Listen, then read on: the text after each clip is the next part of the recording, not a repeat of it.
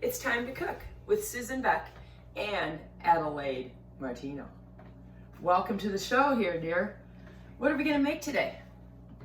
Chips that have chocolate.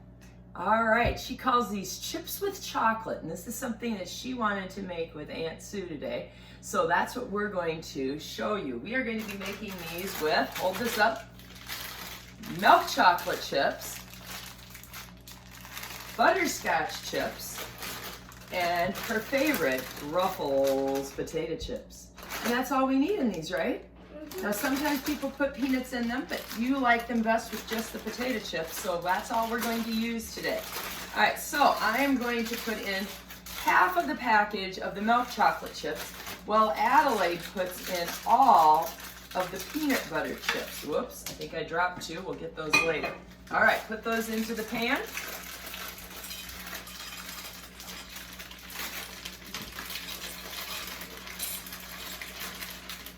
When making chocolates, I find mixing different kinds of chocolates and different kinds of chips really adds to the flavor. My peanut cluster recipe that I posted last Valentine's Day uses a combination of white chocolate, milk chocolate, and semi-sweet chocolate. Today we have the combination of the butterscotch chips and the milk chocolate chips. Milk chocolate chips are a little bit sweeter than the semi-sweet. We're also going to use a double boiler. So I have water in the bottom of this pan with this pan set inside it. Now you can purchase an actual double boiler, but I don't own one. I don't do much double boiler melting except maybe for some candies, and I find that just putting one saucepan inside the other one works just fine.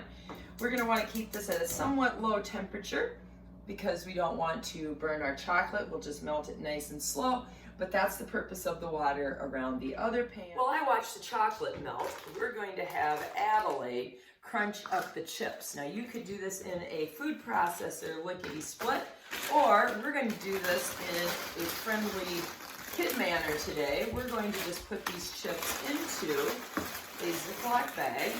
Oh, let's get those chips I just dropped here. And we're looking for 2 cups of chips. Normally we would use 1 cup of chips and 1 cup of peanuts, but Adelayde prefers them all with chips, so that's our plan today. And I'm going to do my measuring of my 2 cups after they're crunched, because right now that is really hard to measure. So I'm going to try to get the air out of the bag. All right, now Adelayde's going to attack that with the rolling pin. Woo! Crunch, crunch, crunch. First, she's just kind of pressing down on it, it appears, to break them up a bit, and then she will do some rolling. All right, Adelayde's working away here, getting those potato chips all crunched up nice and small.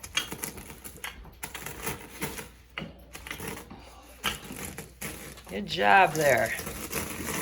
Oh, there's some nice rolling action. Our chips are starting to melt on the bottom. They're a little bit soft. And we'll just let this keep heating in our double boiler. As our water underneath starts to come to a little bit more of a simmer, these will melt faster. We don't want to hurry it along. That's when we get the burning. That warm water is having its effect on this chocolate, melting it all. We still, though, have some pieces of chocolate and butterscotch chips that are not completely melted. Notice that a wooden spoon works very nicely for this. And we just want to stir and melt until everything is very smooth. We do not want any lumps of either the milk chocolate or the butterscotch chips left in our mixture. We're just about there. Now this could also be done in the microwave. I would say that if you're going to do it in the microwave, you're going to want to stop and stir frequently. Maybe put it in for 45 seconds to a minute, stir, put it in for 30 seconds, stir, 30 seconds, and stir until it looks like my mixture here does. We're just about ready to put our potato chips in there. Oh, look at that. A nice, smooth mixture of butterscotch and milk chocolate chips. All right, we're continuing on with our chips with chocolate. We've got our melted butterscotch chips and our milk chocolate chips. And Adelayde is going to put 2 cups of her crunched up potato chips in there. And we'll just kind of see how much, fill that all the way up there, dear. If we have room for more. All right, there's 1 cup.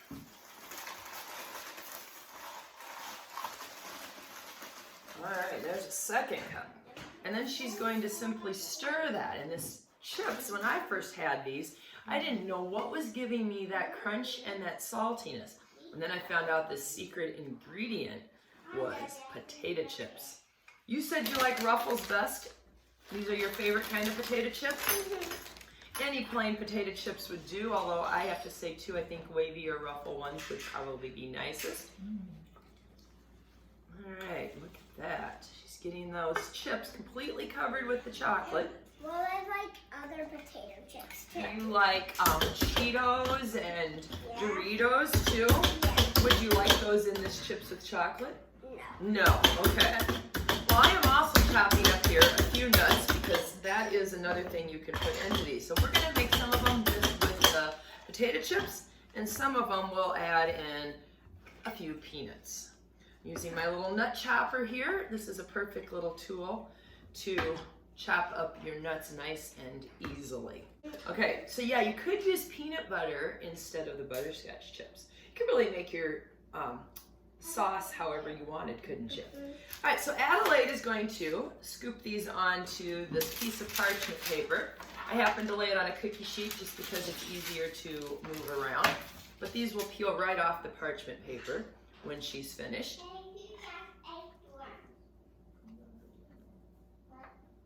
And you're using just a normal spoon that you would use when you eat your cereal, right? Yep. Okay.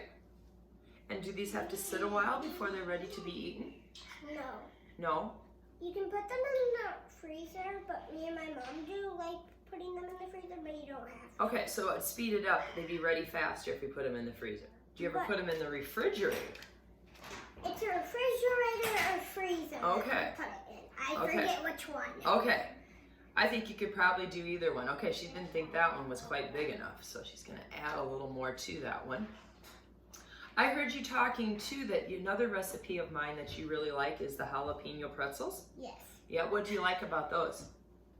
I just like pretzels, so You like pretzels? them. Do you like the spiciness of them and the flavor that's added? Yeah. Yeah?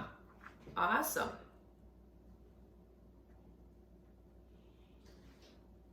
Very good. I also know she likes to make my chicken tenders.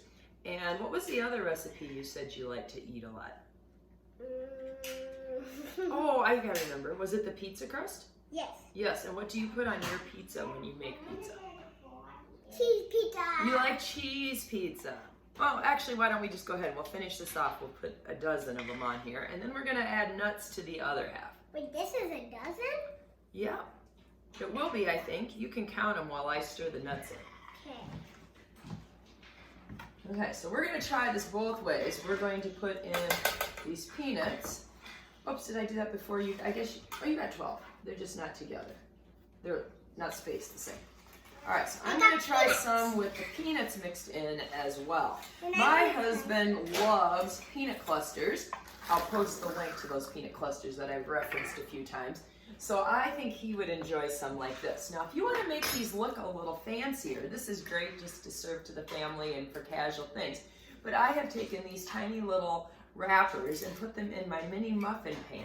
And I am going to fill, I'm gonna slide yours away here, fill the peanut ones into these little containers. Well, they'll harden in there. They look a little nicer if you'd want to use these as a gift, or maybe during the holiday season you'd like to put together a little box of treats for someone. Now, to make mine kind of fill into that container, I am going to just take the back of my spoon here and kind of flatten them down in. Yes, we have a taste tester already, so what are you thinking about the taste of those? I love it. What do you taste in there? Chips? Chips? Can you taste the saltiness of those chips? Yeah. Yeah, so you can easily make, I've got a little bit left here, so we could probably get almost 3 dozen of them at this size. So this is our little special day getting to cook together while you visit me, isn't it? All right, and she's very intent on eating those. I think she's going to enjoy having these for a snack.